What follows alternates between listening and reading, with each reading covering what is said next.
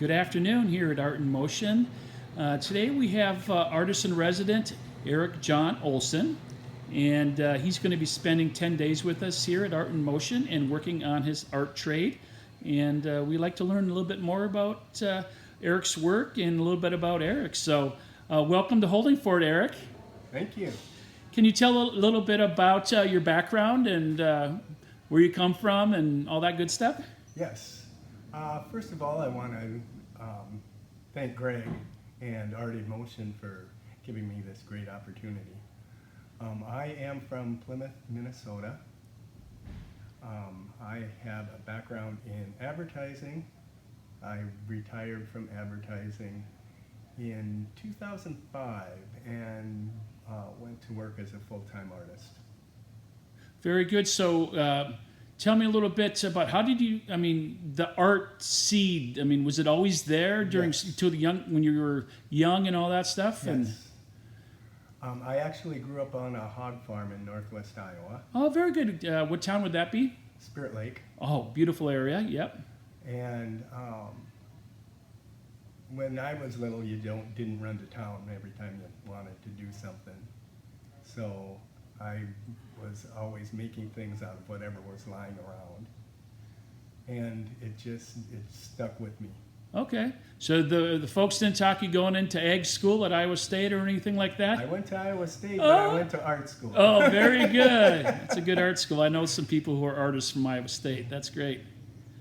So you said you retired in 2005, and then can you tell us a little about the medium that you worked with? Are currently working with? Has it been the same all these years? Since then, it has been this medium. And I got into it. A good friend of mine was very concerned about the amount of uncyclable plastic in the waste stream, single-use plastic. It's all low density, which would be plastic bags, basically. He figured out a way that you can actually sew it, and he was making computer covers and tote bags and the like.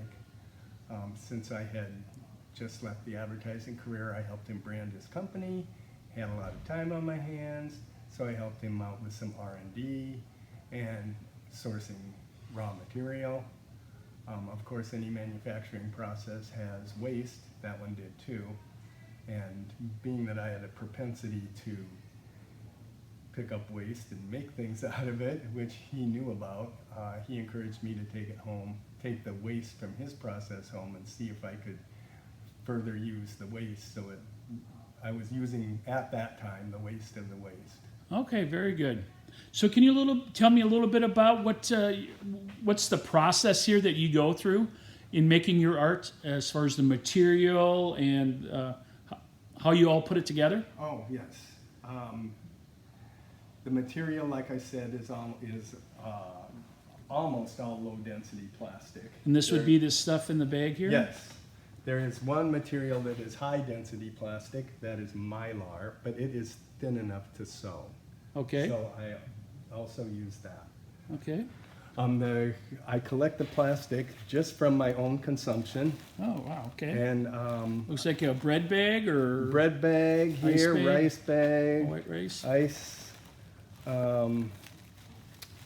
Miracle Grow potting soil, bag from buying a new suit.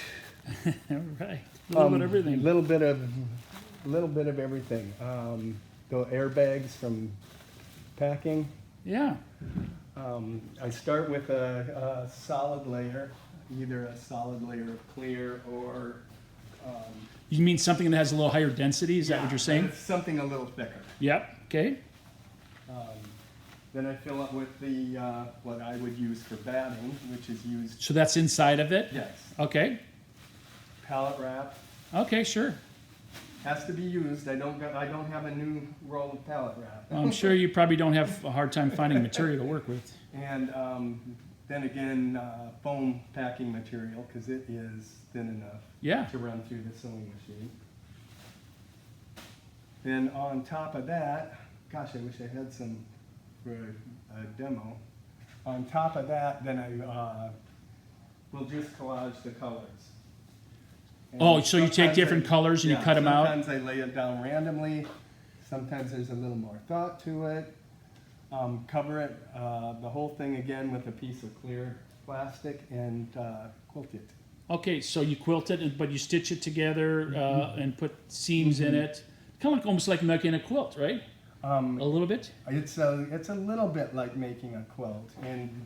In a quilting process, you will piece it and then take it to a long armor and quilt it. Because this does not drape, I am not able to do that function. Okay. So it can be used a little more sculpturally because it doesn't drape. Yeah. So what I have to do is I have to quilt it first and then piece it. Okay. So can you tell me a little bit about your design process, like the current one you're working on right now? You sketch it out, I assume? Yes. And Yes. this is be the sketches on the wall? Yes. I start with just basically a scribble. Okay. Usually when I'm listening to like a TED Talk on TV, something will spark a concept. And then I'll write down a couple words. And then maybe immediately a visual will pop into my head. Sometimes it's representational, sometimes it's abstract. Other times I just like the words, so I just leave them. I leave the words written on a piece of paper. So what are the words you have currently written down there? I see some words. Irregular rain. Irregular rain. Yes. That would be very nice for what we have right now. What's fit in right now, what we have in Minnesota. Yes. The rain isn't coming regularly anymore, and so. So you take it one step further, and you keep kind of working on the. Yeah. And then here I was just thinking, okay, what would I like for motion Sure. in this piece? Wind and water and hills and Yeah. fields and farms and that kind of thing. I tighten it up and then I trace it over and over again until I get one that I'm satisfied with. And then I blow it up and as big as I can without tiling it. So you have it blown up here on the table? Or whatever? Yes. Okay. So from just the design phase, how many hours would you put in just to the design? It's over a period of time, I assume. Just in the design. The design, it might take 15 minutes or it might take months Yeah. till It flows. It has to flow, right? Yeah, it has to flow. But the actual amount of time spent designing is not a lot. Yeah. Okay. Sure. Because I've been ruminating on it for so long. Yeah. Do you are you the type of artist that maybe has a couple ideas that you're kind of juggling around, and then you know like irregular rain, or then you might have something else, and then you kind of float between them until you get to one where you're ready to go with it, or you just stick to one and you just go. When I'm constructing it, I just stick to one. How about in the design? But in the design phase, I probably have maybe 3 dozen. Okay, that you're noodling. Yeah, and they do not all land. Make it to this table, right? Yeah, they don't all land. Yeah, I'm assuming. So tell me a little bit about like the scraps you have here. Are those from previous stuff you've done? That you'll find ways to just stitch it in there? Yes, I save all my own scraps. I bind a lot of times I'll bind the edge with a serger. And a lot of times it doesn't work or doesn't look the way I want to. So I cut off the serged edge and I might reuse that piece in the artwork I'm doing, or I might file it away and keep it for later. But all those cut off serged edges, Oh, there you go. Save, sure, yeah.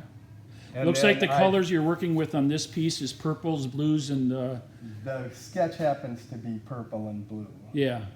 The Actual art. even though there's a lot of color here, when the piece is done, it'll be predominantly blue and gray.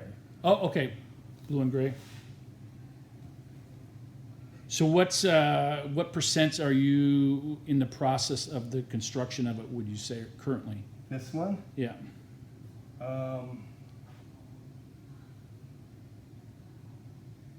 15? 15%? Yes. Okay, so you've got a ways to go. Yes, it's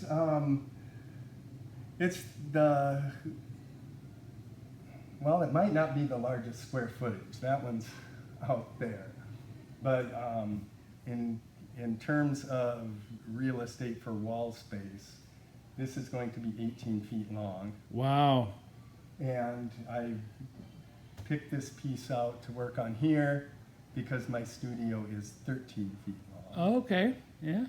And I thought, oh, I've got some days. I can tackle a big one. So Yeah, there you go. We love it. Can you tell me about your sewing machines here that you use? Sure. In fitting with the ethos of buying as little as possible, this is a used serger. This is the second one I've had. The first one I had, I traded a laptop for because I didn't need the laptop and I wanted a serger. I used it till it broke. Okay. So then I bought a used one because I'm not going to buy new. That would go against the grain of my artwork. This is a vintage machine, about 1960. It's a Singer knockoff. It was my grandmother's. Oh, very good. So you're keeping it in the family a little The bit, huh? cabinet even is hers. So but what's I the- had to take the front door off because my knees didn't fit it. Yeah. What's the brand name? I think it's called a Dial and Sew. Dial and Sew. Yeah, That it's is from great. Japan, but it's just like a Singer. Oh, okay. Yeah, that's Yeah. great. Other materials, I do have to buy new things, but it's not much. Sharpies. Needles for the sewing machine, they get bought new. Belts for the sewing machine, they get bought new. And after 10 years of doing this, I finally found a product that can hold the pieces together to get it to the sewing machine while I sew it. Pins don't work because it leaves a little bump, and if you sew it, that 1/16th of an inch or 32nd of an inch fraction on this stuff will completely wreck it. So I finally found a 3M product. I'm sure 3M's not going to pay me for this ad. It's indoor carpet tape. It's Oh, sure. double-sided, and the needle actually does not stick to it. Oh, very good. Only tape I found that the needle does not stick to. Oh, very good. So that's all new. The only things I buy new. Everything else, I have to buy the thread. It's not new. Yeah. It's left over from manufacturing or overstock or discontinued color. Okay, very good. So you're sticking to the theme. Mm-hmm. Yeah. All the way through. Is that how you kind of live your life too, a little bit, or just on the art side? Yeah, when I do the dishes, I don't do it under running water, or I don't fill the sink with water either. I put a bowl in the sink and Alright. wash the dishes from the little bit of water Oh, in there the you bowl. go. There you go. There you go. Well, I guess you don't want to watch me do dishes then, I guess. Okay. So, how many pieces have you put together that you like? You have kept or categorized?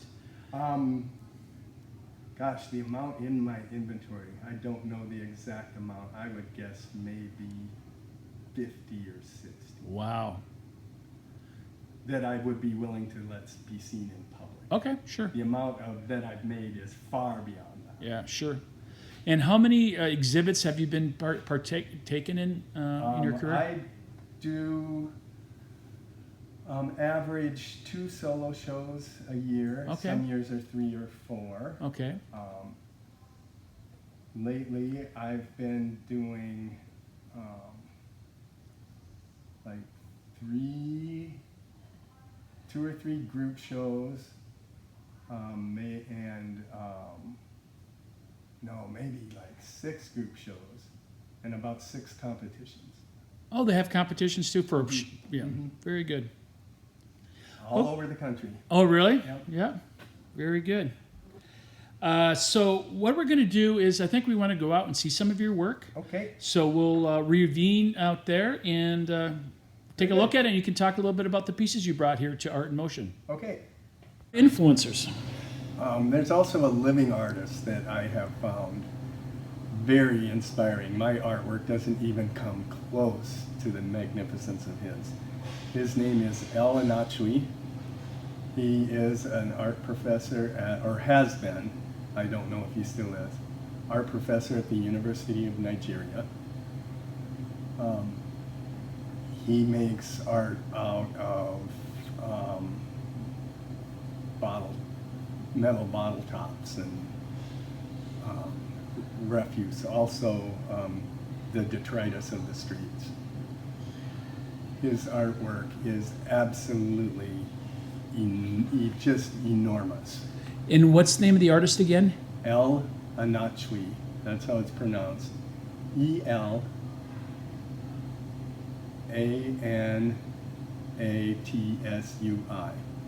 Very good. We'll have to look that up. And curators have looked at my artwork and said, "Are you influenced by El Anachui, and do you know who he is?" And I'm like, "Yes, I know who he is," and that's a very big compliment. Yeah. Huge compliment. Yeah, it's very good. So, when you interact with the younger artists, or people that might be younger and have interest in art a little bit, do you have any words of wisdom that you would tell them from your own experiences, or that you would like to share with them at all? Well, there's you always hear, you gotta follow your passion, but I don't know. That one's a tough question for me to answer. I got married young and had a family, so there was no way I could be an artist. That wasn't. I was what's called a Sunday afternoon artist, somebody who does art on the weekends. I made a lot of art, and it was okay. Yeah, but you stayed with it yes, through. I did have done art my whole life. Now, your career in advertising, has it given you any skill sets or influence in what you currently do at all, or anything that you can attribute to your? Yes, it very much honed my design skills, particularly because I did a lot of I designed logos, which is a small part of a branding process. So doing that for 25 years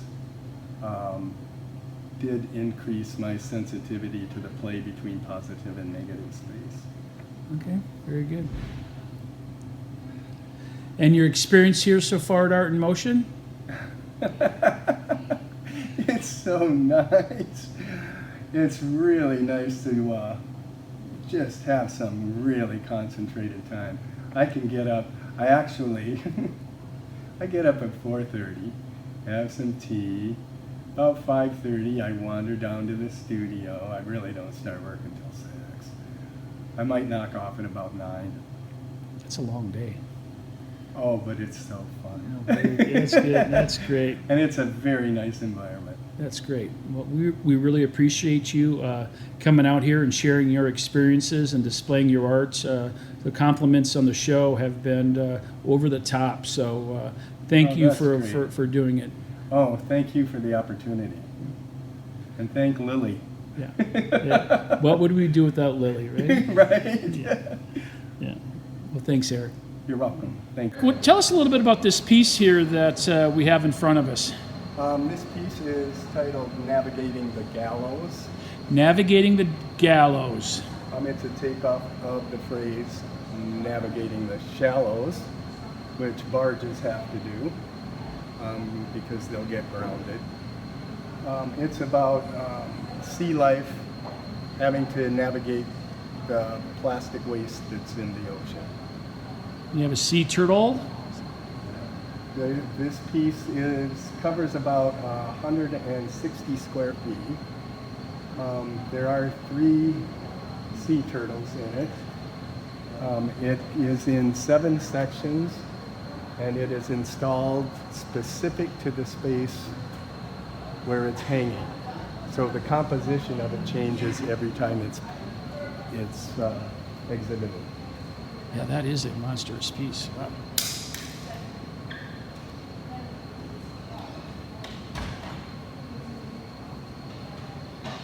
Wow.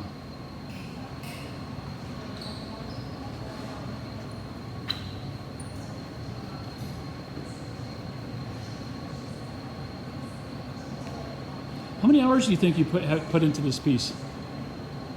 If you had to guess. Gosh, I have no idea. The more complex pieces I've done take about 6 weeks. I'm not real good at determining the amount of time.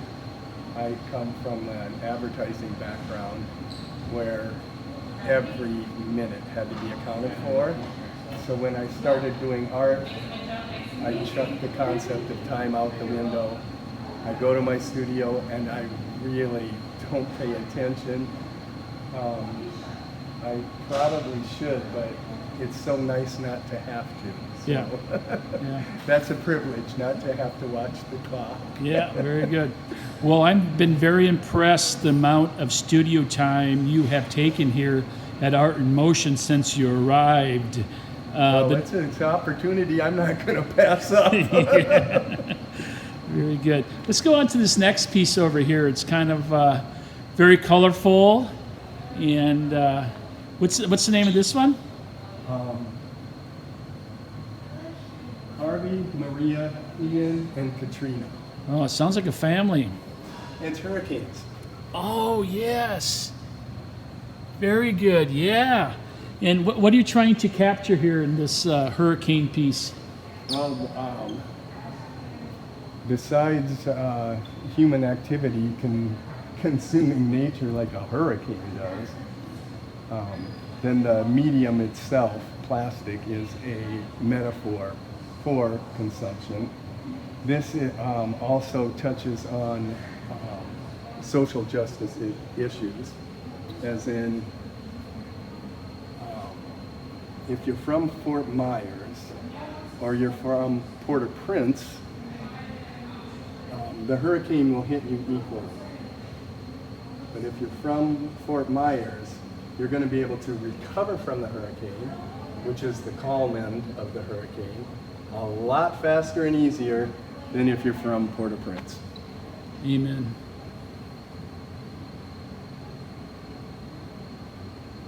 Very good.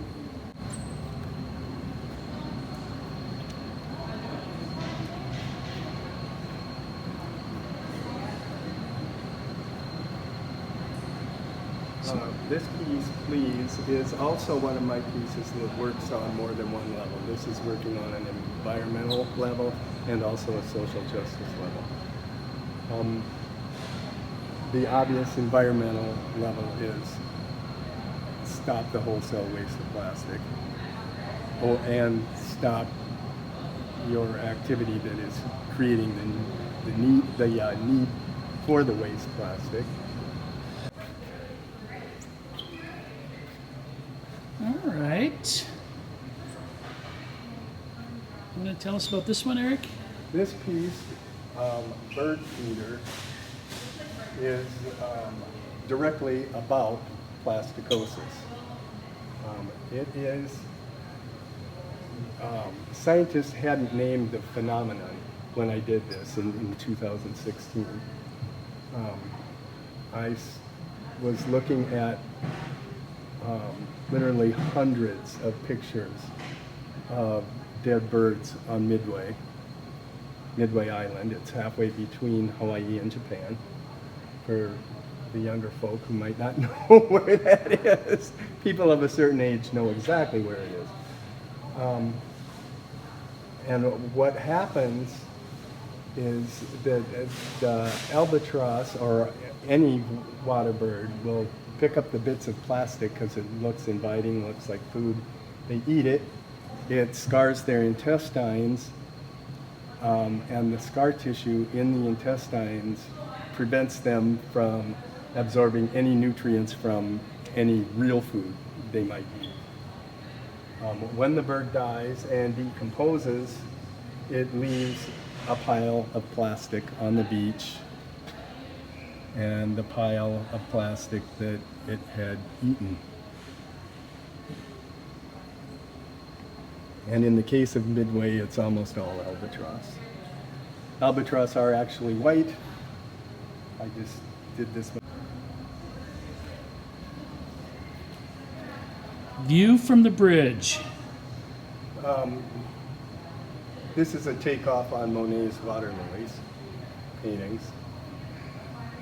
I was walking through a park near my house that happens to have walkways over some waterways that are arched, much like the bridges in Monet's paintings, or the bridge in Monet's paintings. And I looked down and there were a lot of plastic water bottles. And because I was on that arched bridge, looking down into the water, and the water in that I was looking at also has water lilies. It's filled with water lilies and plastic bottles. And I immediately thought of Monet, and this just popped right into my head to a nice do piece. water lilies and plastic bottles all together. That's a nice piece. What's this piece called? This piece is called Slick. It's basically about oil that spills out of barges, and it comes up from the bottom of the sea. These sick orange, green, and purple colors are inspired by the Newton rings that you see on oil or gas that has been spilled. But the oil's coming up from the bottom, it's coming down from the top. The booms that are used to clean up oil are themselves even made out of plastic. So, yeah, it's just a mess. Sailing in Senegal. I ran across an article about an environmental activist in Senegal whose name is Modou Fall. Senegal, if you see pictures of it, the beaches are absolutely covered with plastic bags. You can't even see the beach. If you Google Modou Fall, you will see those beaches. He dresses up in a costume of plastic bags, and he has a sign in French that he wears that says "No more plastic bags." And he dances through the streets, or sails like the bags sail around the beach because the wind picks them up and blows them around.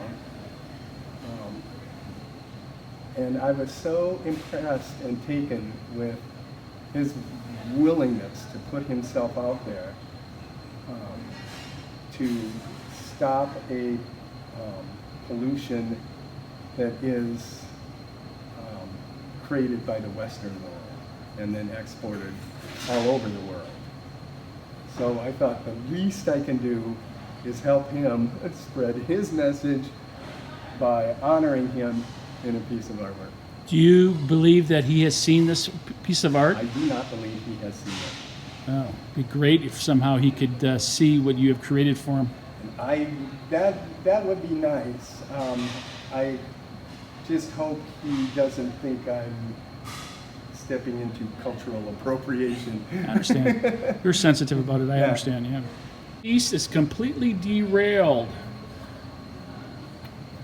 This piece, this is one that was on, I was noodling with it a lot more.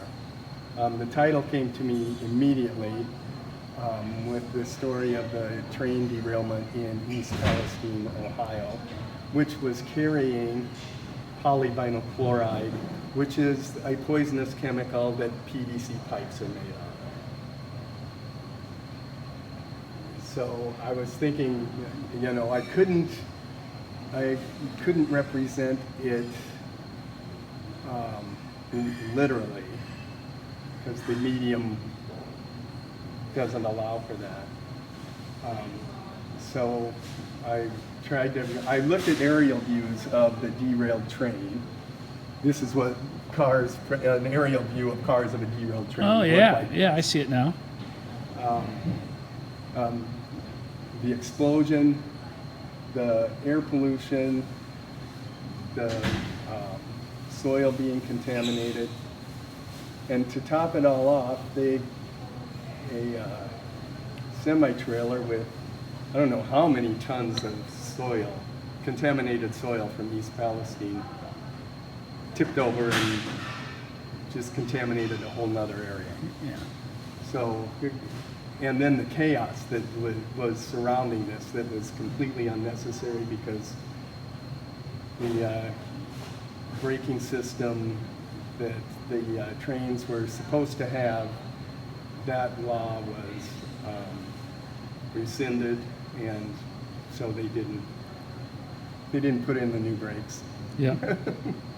Unfortunately. Eric, why don't you tell us a little bit about this piece here? It looks like hearts and diamonds. And Yes, it's called Discard. It's actually conceptually one of the simplest pieces that I've ever done. And that's the whole message, discard. When you're playing cards, you know, somebody always starts talking and then somebody else has to say, discard. And it's made out of discarded material. Okay. Also, playing cards are coated with plastic, so I mean, you might stretch the concept and go that far, but that's all the deeper this one goes. Okay, this is very good. Let's keep moving on here. We got Gray Water Horizon. Notice these last two pieces are recent, 2023. Mm-hmm. Tell me a little bit about this piece. Well, I was thinking about the amount of sea life that's washing up on shore. The most recent one is millions of fish. And now I forget where that was. Texas. Texas, Yeah, yes. Texas Gulf. Yeah. Coast of Texas. Yeah. And again, the amount of plastic that's in our waterways and in the ocean. And the water is not livable. Yeah. All right, let's